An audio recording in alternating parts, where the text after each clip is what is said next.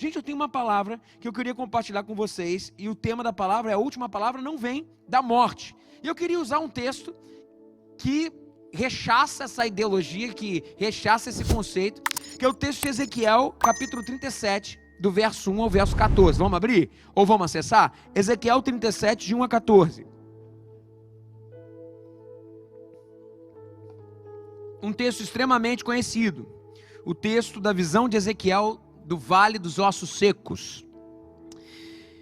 Ezequiel 37, de 1 a 14, fala assim: a mão do Senhor estava sobre mim,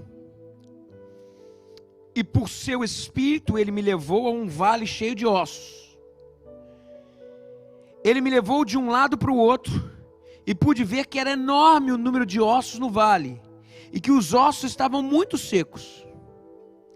E ele me perguntou: filho do homem, esses ossos poderão tornar-se a viver? E ele respondeu: ó soberano Senhor, tu sabes.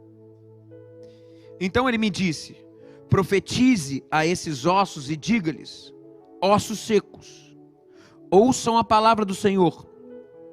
Assim diz o soberano Senhor a esses ossos: farei um espírito entrar em vocês, e vocês terão vida. Porei tendões em vocês, e farei aparecer carne sobre vocês, e os cobrirei com pele. Porei um espírito em vocês, e vocês terão vida. Então vocês saberão que eu sou o Senhor. E eu profetizei conforme a ordem recebida.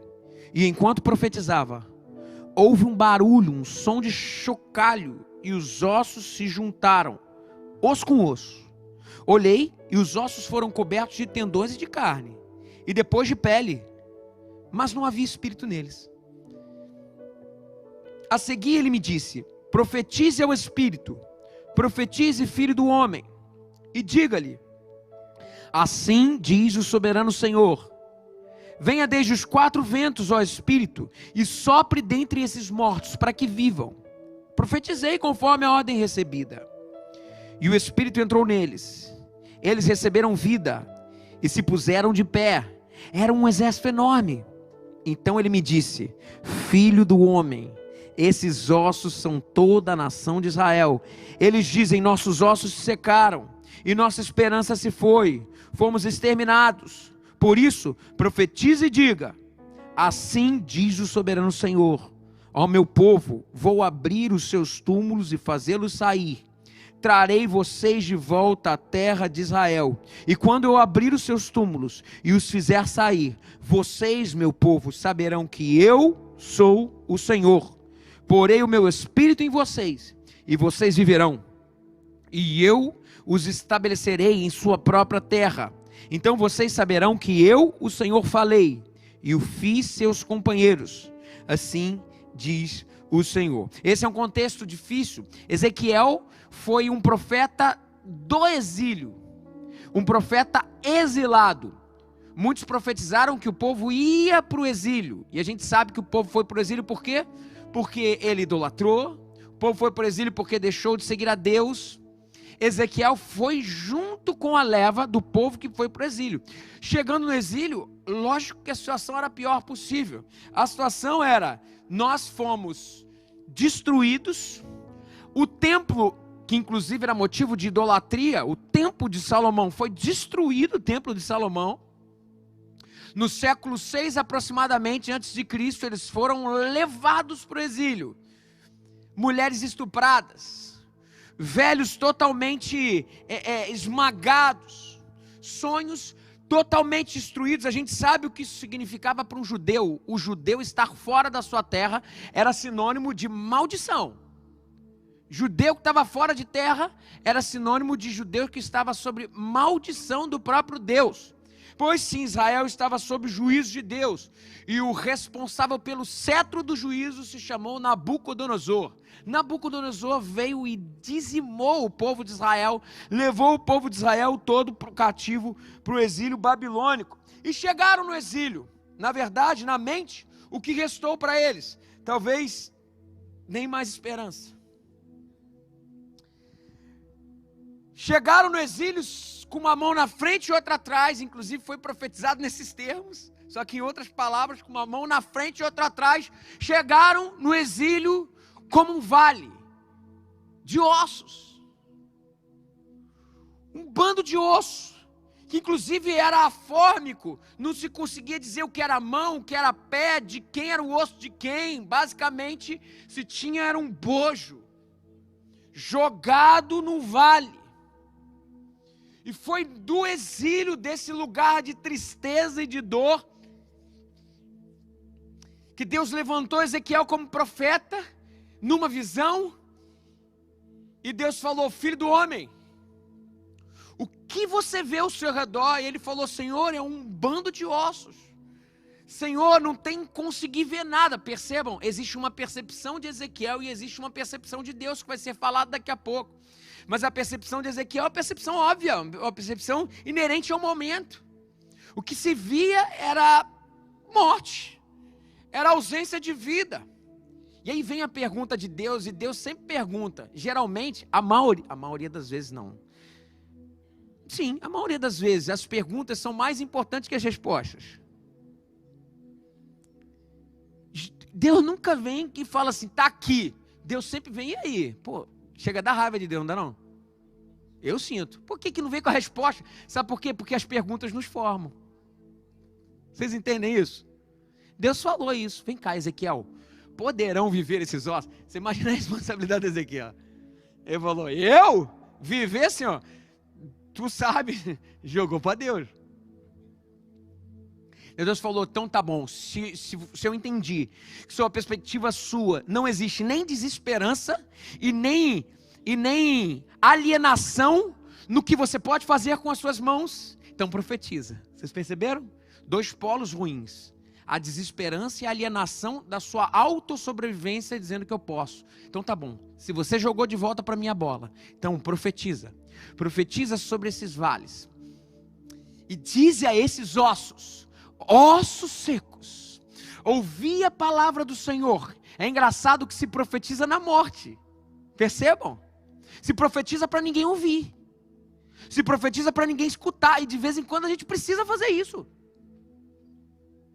Tem gente que quer profetizar para vivos. Mas hoje, no nome de Jesus, o Senhor está levantando alguém aqui com essa palavra que eu nem falei no primeiro culto. O Senhor está levantando alguém aqui nessa palavra para profetizar, para ninguém ouvir. Mas é a sua palavra que vai começar a liberar vida para alguém, para algo, para alguma circunstância. Se profetiza para quem não pode ouvir. Ossos secos, ouvi a palavra do Senhor. E aí Deus fala. E Ezequiel profetiza.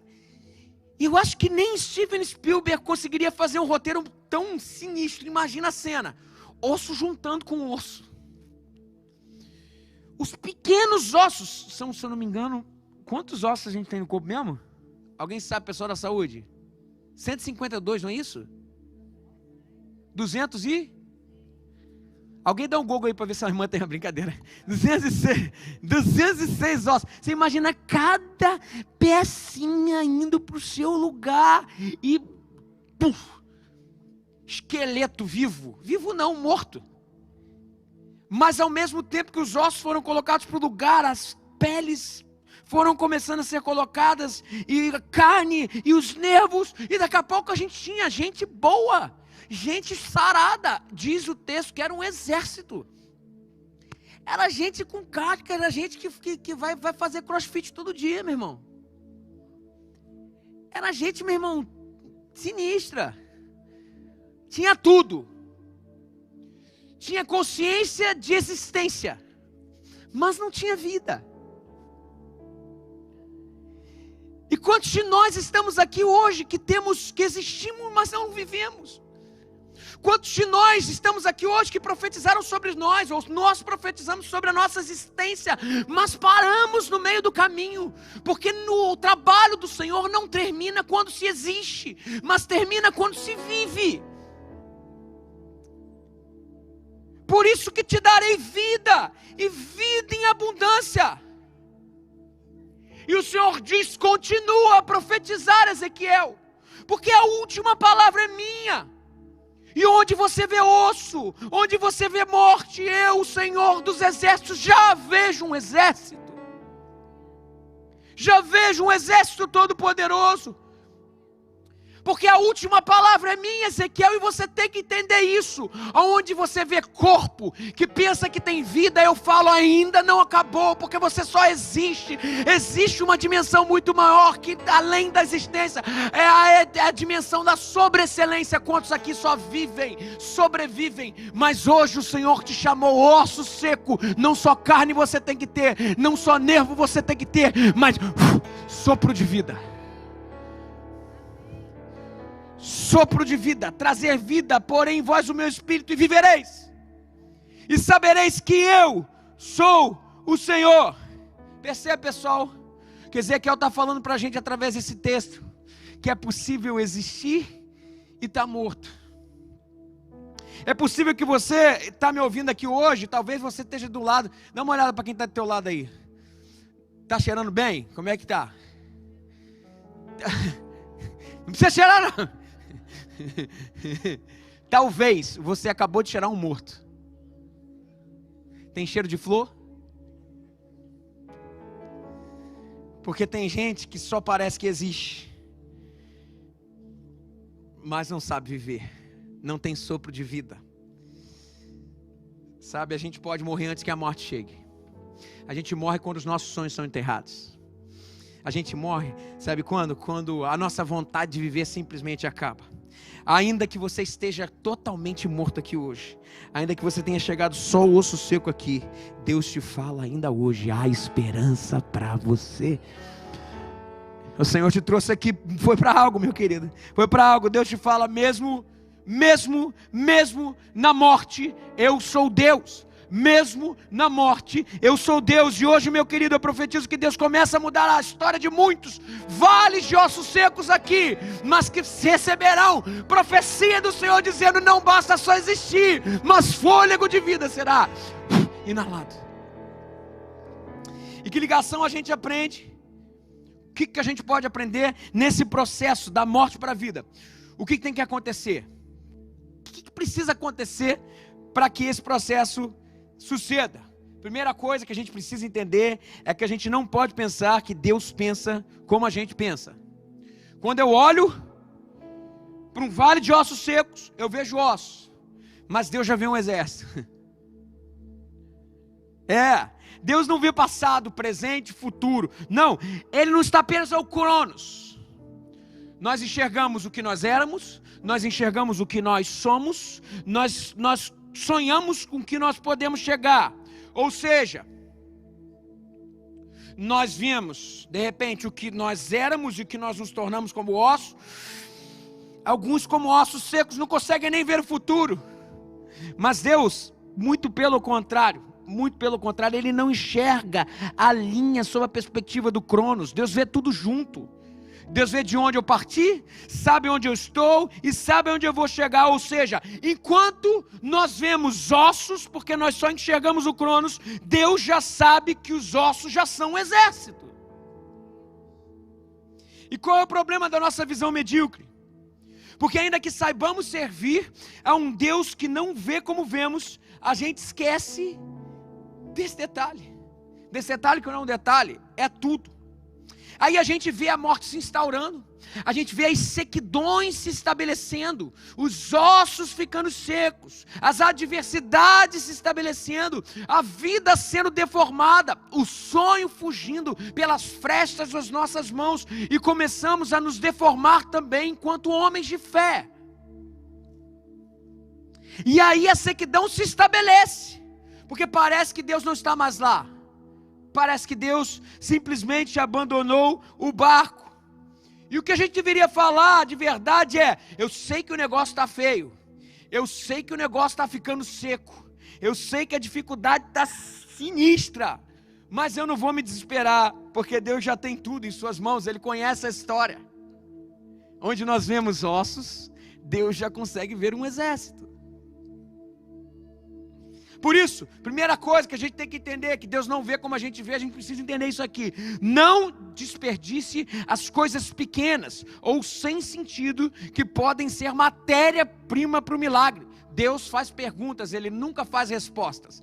Então, Ele até responde, mas na perspectiva de problematizarmos. Deus chegou e perguntou assim: ei, Ezequiel, o que você vê? Claramente, Ezequiel falou assim: eu vejo ossos secos. Sob a perspectiva dele, eu vejo morte. Não, você vê algo. A morte é a ausência de algo. Você vê osso. Você vê, tá seco, tudo bem que tá morto. Tá, mas peraí. Tem alguma coisa para você ver. Teu osso tem alguma coisa. Tudo bem que tá morto, mas tem osso para Deus fazer milagre. Sabe? É só isso que ele precisa. Vocês lembram o que aconteceu com Elias? Já não chovia em Israel há muito tempo.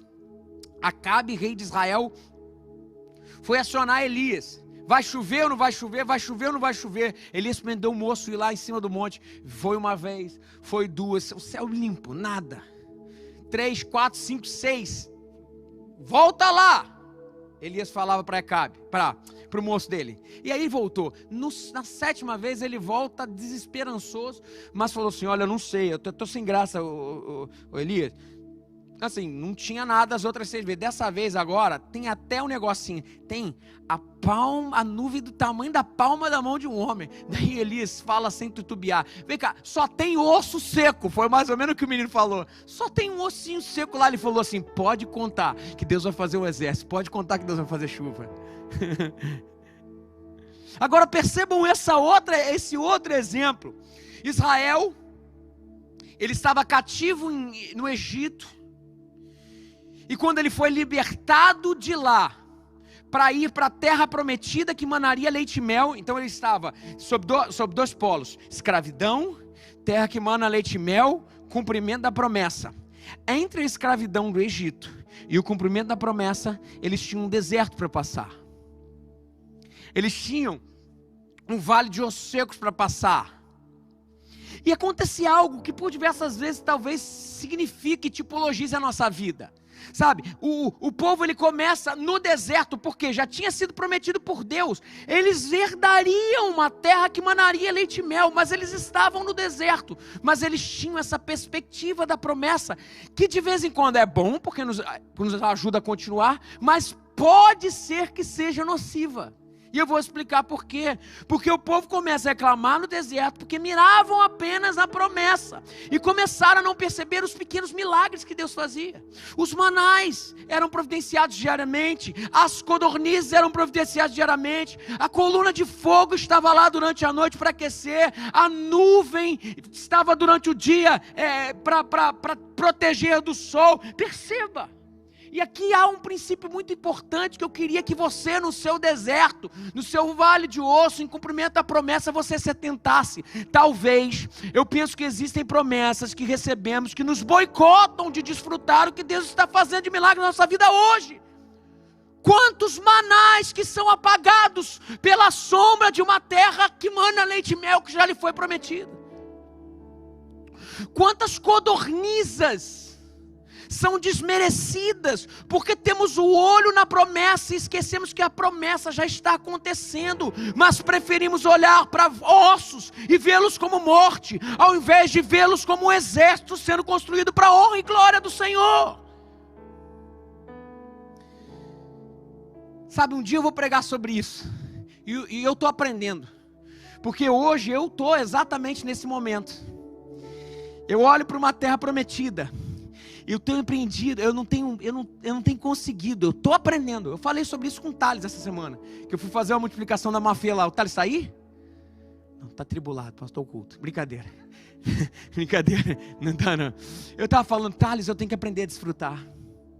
Eu estava falando com ele: eu tenho que aprender a desfrutar. A gente fica tão focado no que Deus vai fazer, que a gente esquece que Deus está salvando hoje, que Deus está curando hoje, Deus está trazendo maná. Ah, mas tem a terra que manda leite e mel. O leite e o mel no seu momento vai chegar. Qual é o seu maná de hoje? Essa é a pergunta. Você consegue levantar os céus e falar: Senhor, muito obrigado. Senhor, muito obrigado por isso. Então a promessa acaba nos boicotando. E quando a promessa nos boicota, nós não conseguimos perceber que Deus já está trazendo à vida vales de ossos secos e não conseguimos glorificar o nome do Senhor. Deixa eu te falar um negócio. Vocês lembram daquela mensagem do sonho? O sonho só nos serve para tirar do lugar. Vocês acham de verdade que quando a gente entrar na nossa igreja já está tudo certo? Muito pelo contrário, nós temos que ter sempre dentro da gente um sentimento de ausência, porque através dessa ausência nós vamos querer mais do Senhor, mais do que Deus tem para a gente.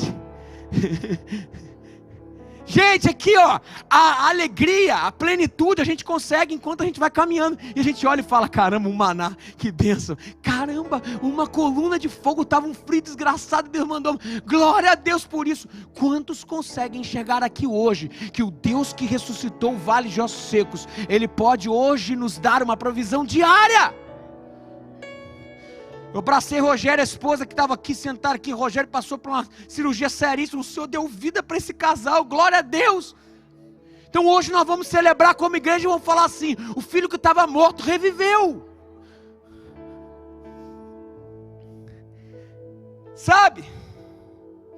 Os dias da sua sequidão são sementes que irrigam o novo nascimento. E não se esqueça, há milagres de Deus para serem desfrutados, mesmo nos vales de ossos secos. Talvez você esteja aqui, esteja até cheiroso, e ninguém sabe que você está morto por dentro.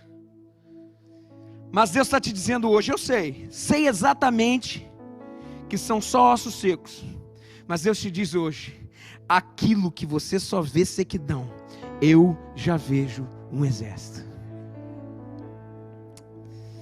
Não pense que Deus pensa como você pensa, meu querido.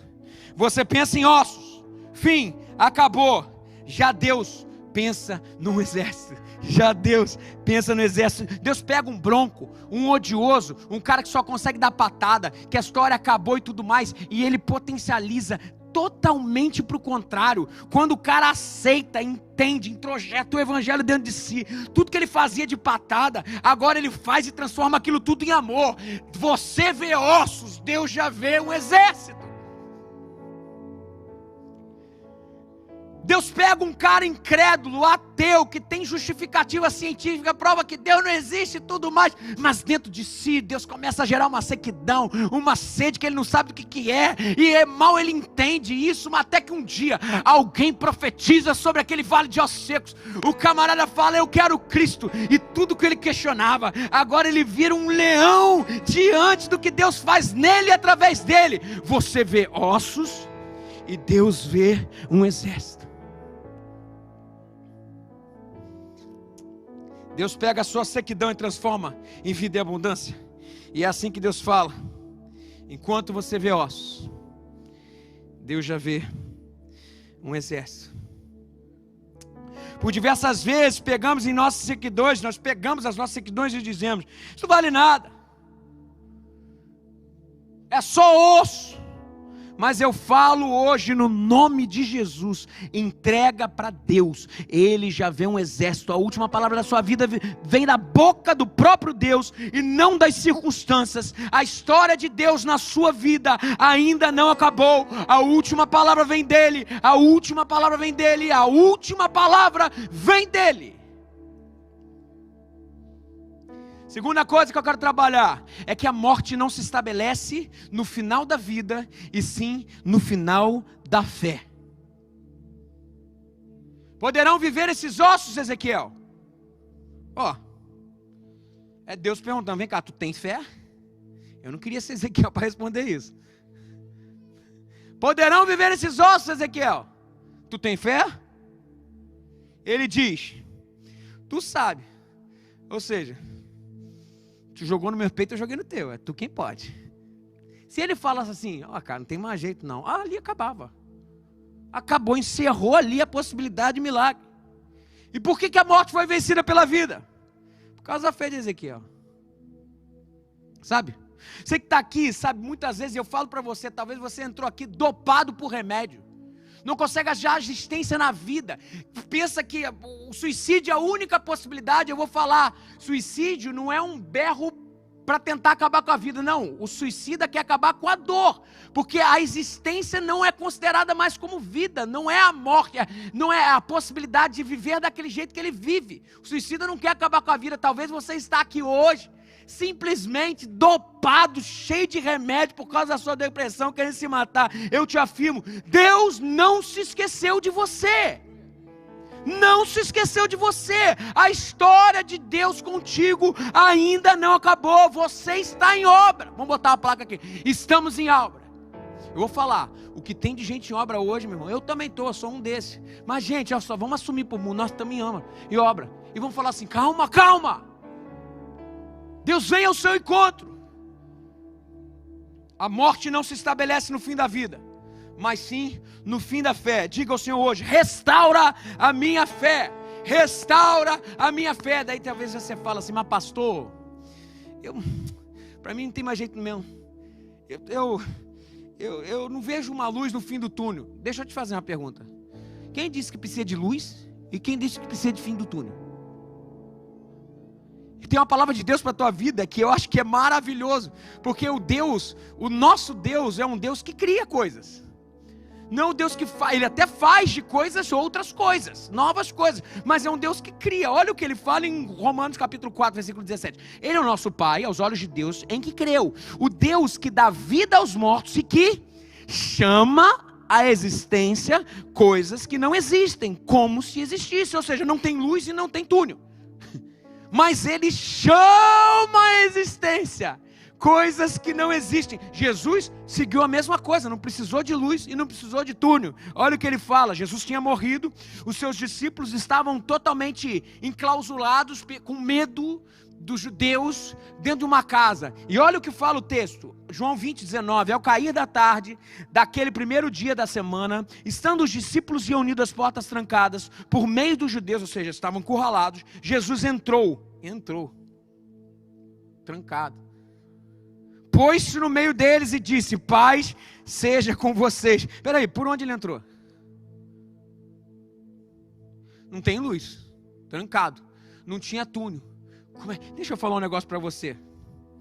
Eu não sei por onde ele entrou, eu só sei de uma coisa: quando Jesus chega, ele não precisa de túnel, ele não precisa de luz.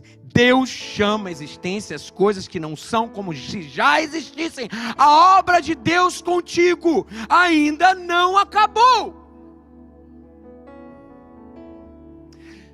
Agora eu queria falar um pouco de algo que eu quero fazer, inclusive uma mensagem sobre isso. Eu não quero que vocês me confundam, inclusive, com coaching.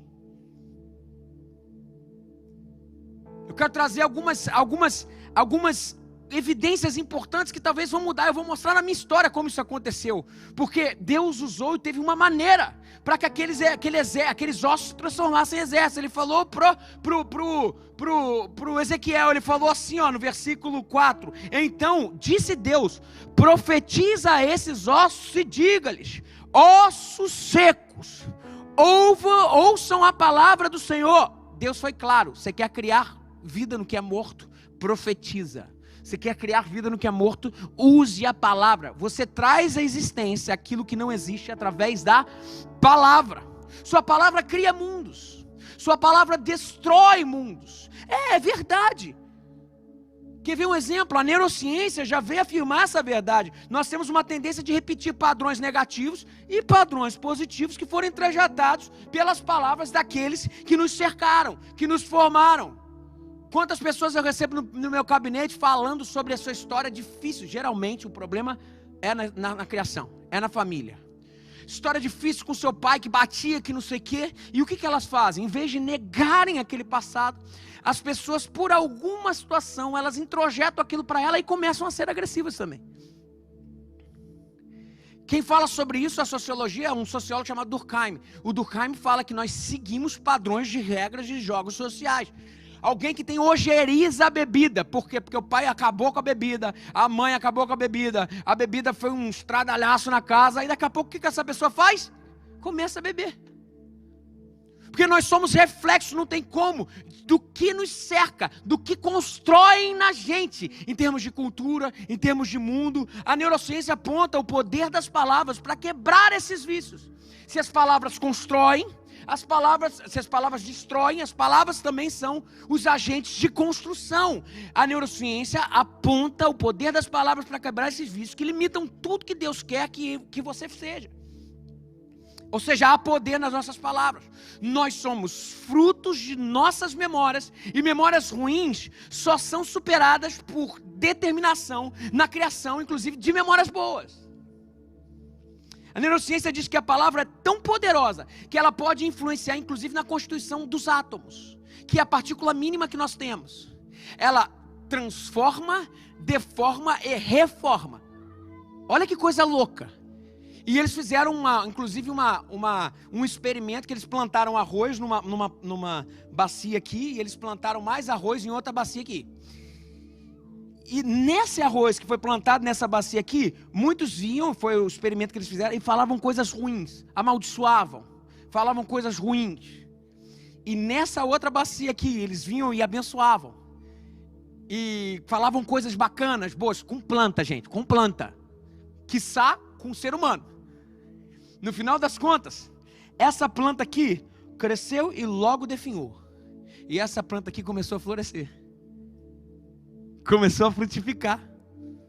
Ou seja, o que a gente está percebendo aqui? Que as nossas palavras têm poder de destruir mundos, e as nossas palavras têm poder de construir mundos. Eu vou contar na minha vida como isso aconteceu. Eu, não sei se vocês sabem, eu era muito gordo. Hoje eu estou bonitão. Pô, o Renan que tá vendo na internet falou: negão, tu tá bonito com essa, tá emagrecendo. Eu falei: cara, é o Senhor na minha vida. Não, mas brincadeira, eu sei que eu tenho que perder peso ainda. A Priscila que tá tirando onda, né? Eu sei que eu tenho que perder peso. Mas agora, eu quando era pequeno, gente, era desse tamanho assim, gente. Eu tinha mais de 100 quilos. Lembra que teve um concurso do Faustão, para escolher Faustinho? Cara, o pessoal falou: tu vai ganhar. Eu recebi. Negócio de bullying não existia na nossa época, vocês concordam? Mas o pessoal bulinava a gente direto. Mas assim, a gente falava assim: isso é bom para crescer, engole o choro. Coisa horrível, tá? Sou contra isso. Senão o pessoal fala: tá vendo? Sou contra. Agora, deixa eu falar um negócio para vocês. Eu lembro que eu chegava, o pessoal arrebentava comigo na escola. Eu e meu irmão. A gente era chamado de os batutinhas. Vocês riem que não foi com você, gente. Isso tudo tá dentro do meu coração. Até agora o pessoal daí de trás tá escutando, né? Daí eu lembro que eu chegava em casa e o pessoal arrebentava comigo. Minha mãe me recebia e falava assim: meu filho, você é um vencedor. Meu filho, eu estou criando vocês. Minha mãe e meu pai. Eu estou criando vocês vão ser uma bênção na geração de vocês. Eu acredito mais do que Deus vai fazer na vida de vocês. Meus filhos. Daí eu falava: mãe, ele falou isso. Em relação à gordura, ela falava assim: meu filho, vamos fazer um esporte. Assim, não dava. Mas no resto que eles falavam, que eu não sei o que, você é, meu filho. Eu falei: não, eu não sou, então pronto, eles são bobões. Você vai vencer, meu filho. Orava comigo, levava eu para tudo quanto é lugar. Eu e meu irmão falava assim: nossa, meu filho é gordinho. Mas eu escutava, tem na minha cabeça isso. Porque ela não tinha como dizer que eu não era gordinho, era gordinho. Mas olha como ele é ativo.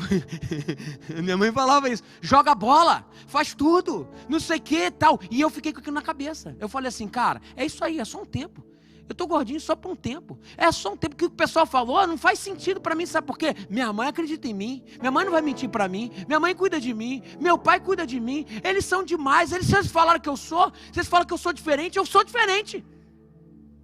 E eu falei assim: eu vou embora, vou cair dentro. Como é que fez diferença para mim, gente?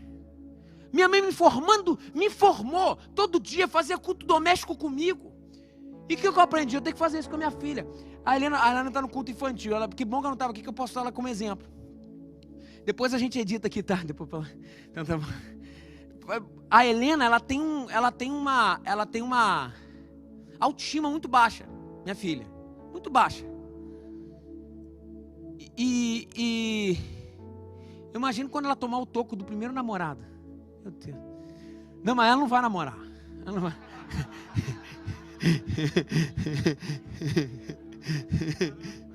Ai, meu Deus do céu. Cara, ontem eu fiz isso com ela. Eu faço todo dia. Pai, vamos orar comigo? Para dormir? Eu falo, vamos, filha. Eu chego e falo assim, minha filha, deixa eu falar um negócio para você. Eu acredito que você vai mudar a sua geração. Minha filha, deixa eu falar um negócio para você. Eu acredito que o que Deus colocou no seu coração, esse coração sensível que você tem às pessoas, não é à toa. E eu começo a orar. E quando eu oro, eu falo assim, Senhor, que essa sensibilidade da Helena se transforme em dons espirituais e nunca em fragilidade. Eu falo isso para ela. Ontem eu falei. Minha filha, eu acredito que o Senhor plantou em você um coração e Ele está te formando para ser uma mulher que vai mudar uma geração. Palavra.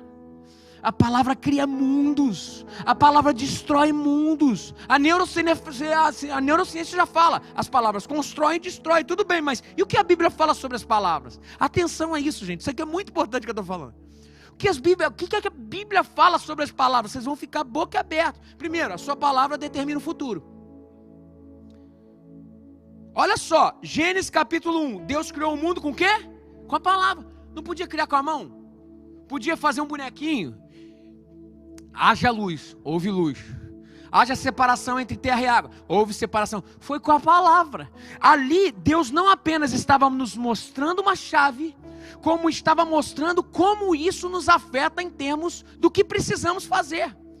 Como que isso nos afeta? No versículo 26 de Gênesis capítulo 1, ele já coloca a chave, que é essa aqui, ó. Então disse Deus, façamos o homem à nossa imagem, conforme a nossa semelhança. Domine ele sobre os peixes do mar, sobre as aves do céu, sobre os animais grandes de toda a terra, e sobre todos os pequenos animais que se movem rente ao chão. Agora, eu friso 27. Criou Deus o homem à sua imagem.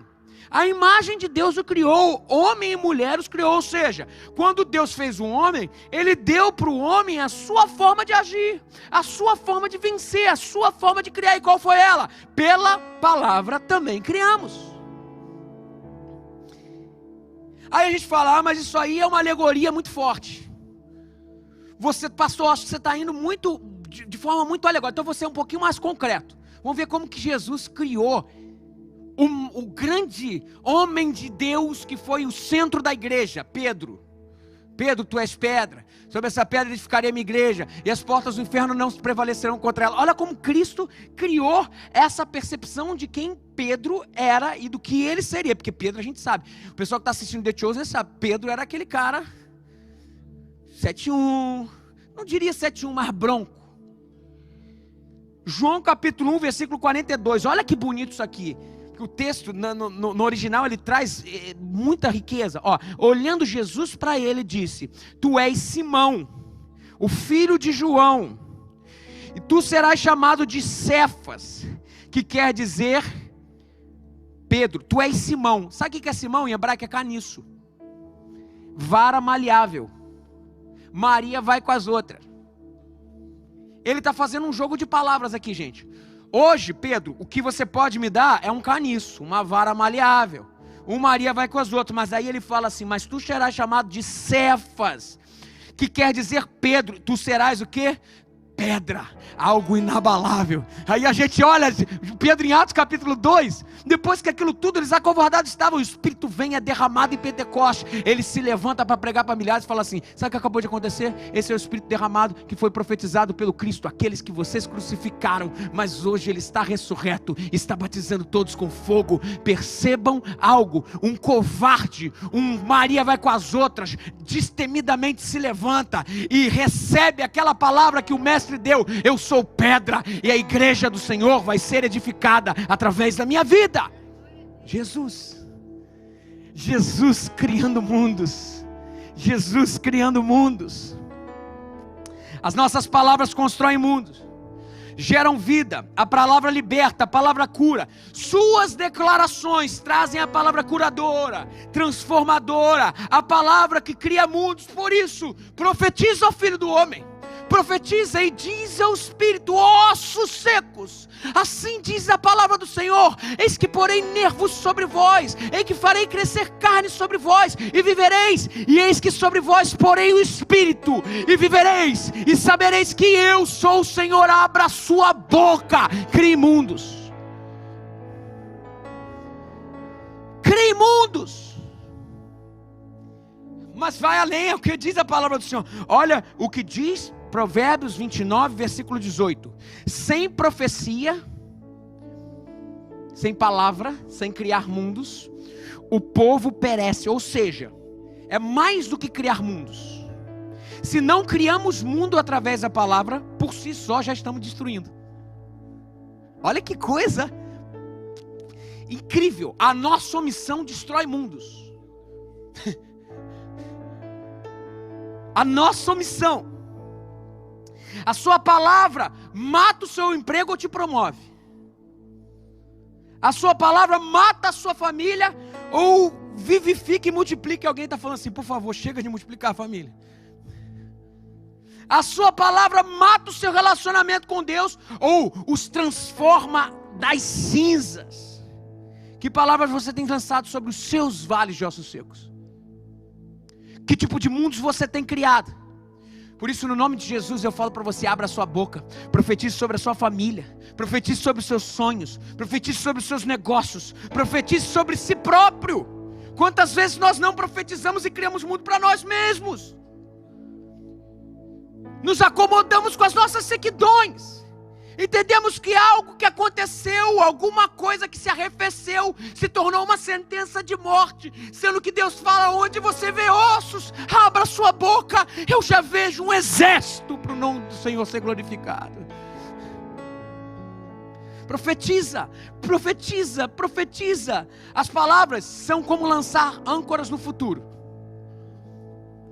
Quando a gente desce a âncora aqui, a gente na verdade, a gente está diante de um presente. E a gente quer parar com que o barco vá para lá e ele viva aquele presente da onde eu coloquei a âncora.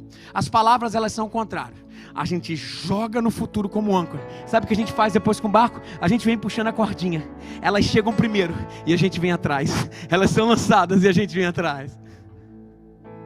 Lance âncoras no futuro, no futuro, no futuro. Olha, mais incrível ainda, Provérbios capítulo 18, versículo 21. Olha isso, a língua tem poder sobre a vida e sobre a morte. Os que gostam de usá-la comerão do seu fruto. Ou seja, use o que você usa como língua, é o que você vai produzir de frutos. E a gente volta para o texto. Então me disse o Senhor, profetiza esses ossos e diga-lhes, ossos secos, ouvi a palavra do Senhor. Profetiza, abra sua boca, profetiza sobre esses ossos secos e diga, eu vou ressignificar as minhas memórias. Profetiza sobre esses ossos secos e empurra as suas memórias negativas para baixo, e que as positivas comecem a se impor e diga, vocês não mandam mais em mim, quem manda em mim é o padrão de vitória, que a palavra do Senhor já me garante. Eu sou o que a Bíblia diz que eu sou, eu tenho o que a Bíblia diz que eu tenho, eu posso o que a Bíblia diz que eu posso. Então profetize e diga, eu quero construir mundos para os que me cercam, não apenas para mim sobre os meus vales, mas eu profetizo para que outros vales, os que me cercam, possam voltar à vida. Eu quero profetizar aos ossos daqueles que me cercam e dizer, ó ossos secos, não pela minha palavra, mas assim diz o Senhor, eis que porei vida sobre vós, e vivereis, e porei carne sobre vós, e sobre vós soprarei o Espírito, e vivereis, e sabereis que eu sou o Senhor. Ei, aprenda a ser profeta de vida, e não de morte, para os que te cercam. Profetiza, profetiza. Eu já estou terminando, só quero em poucas palavras entender que para a gente trazer uma realidade de morte à vida, a gente tem que saber discernir que existe rebuliço e agitação, mas rebuliço e agitação não são sinônimos de vida. Olha o que diz o texto, eu profetizei conforme a ordem recebida. Enquanto profetizava, houve um barulho, um som de chocalho, e os ossos se juntaram, osso com osso. Olhei e os ossos foram cobertos de tendões e de carne, e depois de pele, mas não havia espírito neles. Tem gente que se contenta em ver o osso de pé, sem vida. Tem gente que fala, Senhor, tira meu filho da droga. Ele sai da droga, mas não aceitou Jesus, ainda não está. Meu querido, minha querida, por que você parou de profetizar? Por que você parou de ir atrás?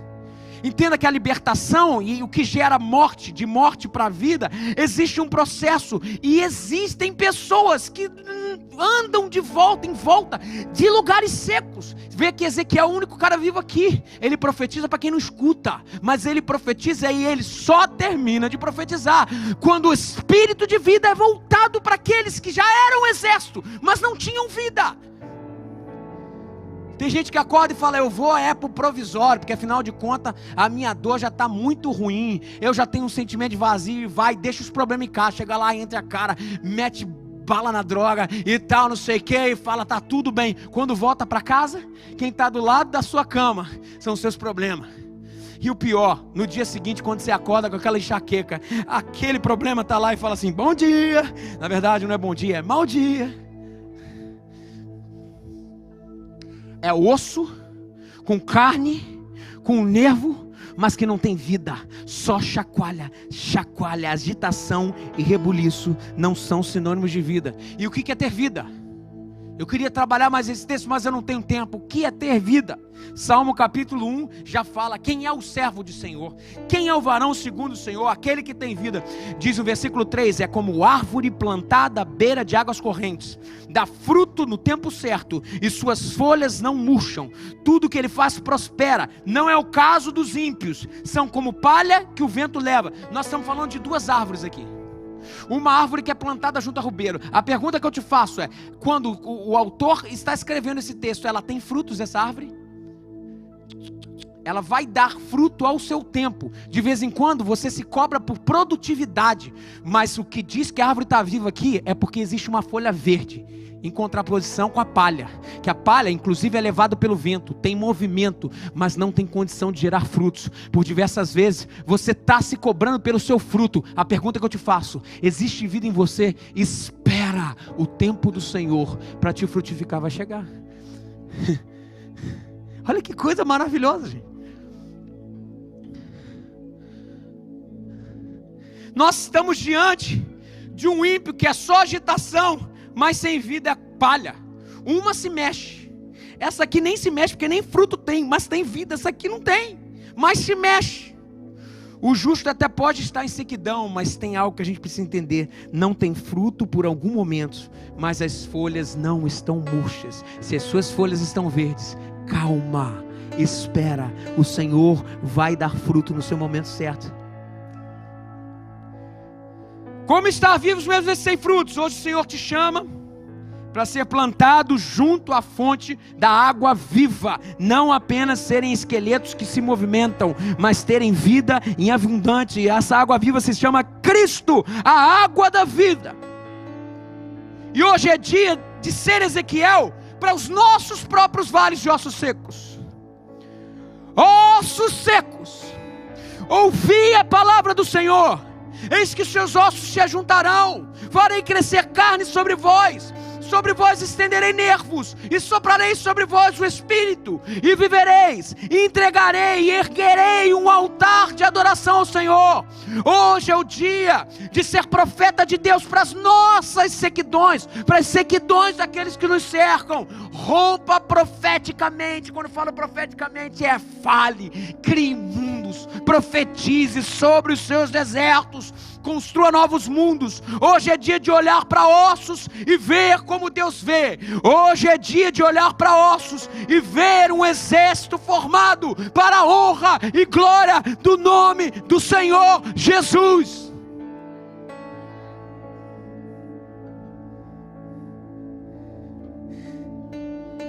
Profetize.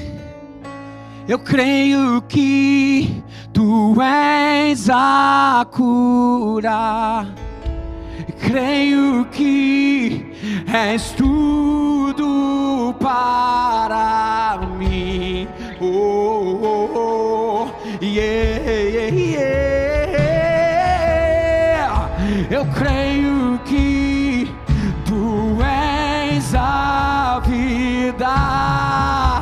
Eu creio que não há outro igual a Ti. Diga que Ele é cura para ti. Diga que Ele é cura. Jesus, eu preciso de Ti. Creio que Tu és a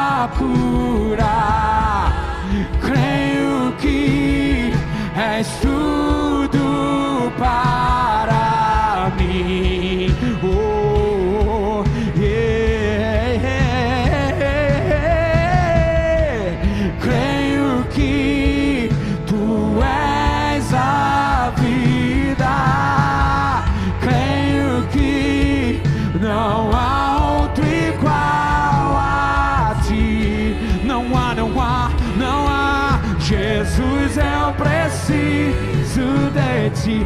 Fale assim, profetize com as suas palavras, diga: nada é impossível para ti, nada é impossível, nada é impossível para ti. Tens o meu mundo em tuas mãos, nada é impossível para ti, nada é impossível, nada é impossível. Quero que você continue profetizando, dizendo: não há nada que possa perder, não há osso que possa estar ressequido. Diga assim, ó: eu não sou mais escravo do medo. Diga: Senhor, o medo me liberta. Eu sou filho de Deus. Eu não sou mais escravo do medo. Aleluia. Eu sou filho de Deus. Abre o mar pra eu passar por ele. Mostrou-me seu eterno amor, me resgatou. Aleluia, que verdade linda. O Senhor é conosco, Ele ressuscita dos mortos, Ele faz de ossos secos vida em um exército. Eu não sou mais escravo do medo. Eu sou filho. Que verdade, gente. Eu não sou mais escravo do medo. Eu sou filho de Deus. Abre o mar, abre o mar pra eu passar por ele. Pois feito amor me alcançou, me resgatou pra que eu pudesse cantar. Eu sou filho de Deus. Aleluia, que verdade. Eu sou filho de Deus.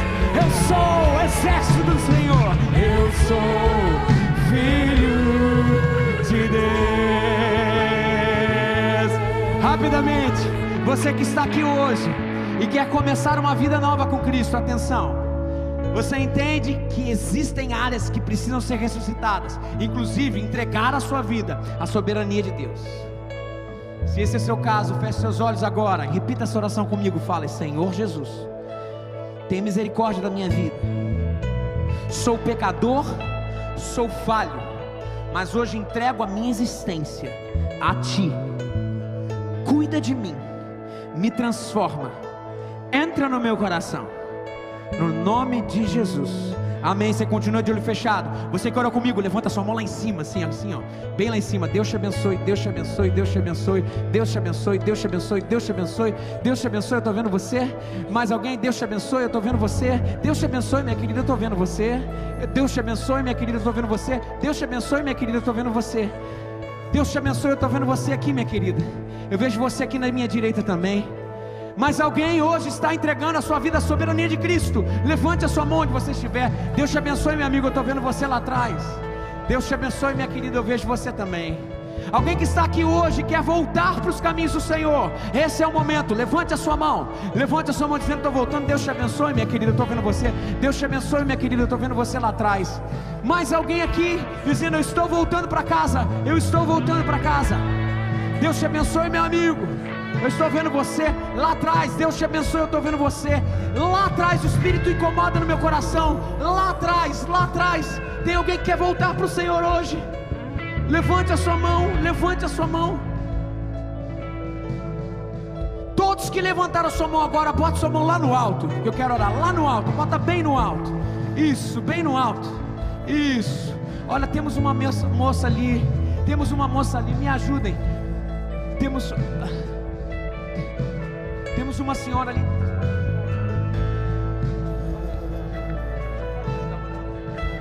Isso, se alguém não chegou ainda. Nós queremos ter uma oração individualizada. Levanta a sua mão onde você estiver. Se não tem alguém aí. Aleluia. Momento de salvação. Glória a Deus. Não esqueçam de pegar telefone. Nome e telefone desse povo. Nós queremos continuar acompanhando. Você que está de pé, estenda a sua mão para alguém deles. Estenda a sua mão. Estenda a sua mão. Vamos orar. Senhor Jesus, nós abençoamos esse povo. E nós te pedimos, Espírito Santo de Deus, entra no coração desse povo e faça não só morada, mas dê raiz a esse povo. Ajuda-nos como igreja, Senhor, a enraigarmos esse povo, para que eles possam crescer em fé, para que eles possam crescer em autoridade diante de Ti, diante dos homens, Senhor, para que eles possam conhecer a Ti cada vez mais, que seja claro e seja evidente o que o apóstolo Paulo fala, que eles não só apenas Te conhecem, mas que eles estão prosseguindo em Te conhecer. Ajuda-nos como igreja a sermos esse canal de crescimento desse povo. No nome de Jesus eu venho te pedir para ossos secos que estão estabelecidos aqui essa manhã, que a sua palavra profética chegue e que haja carne, que haja nervos, que haja mais do que isso, ossos juntos, mas sobretudo sobre o Espírito de vida, sobre cada vale de ossos secos aqui, e que o seu nome seja exaltado, que o seu nome seja glorificado. Nós queremos ser Ezequiéis para a nossa nação, criarmos mundos através da nossa palavra, e que o Senhor nos abençoe e nos guarde, e que o Senhor faça resplandecer o seu rosto sobre nós, e tenha misericórdia de nós, que o Senhor sobre nós levante o seu rosto e nos dê a paz, no nome de Jesus, amém. Vamos aplaudir o Senhor. Uma ótima semana, queridos. Vamos sair daqui cantando.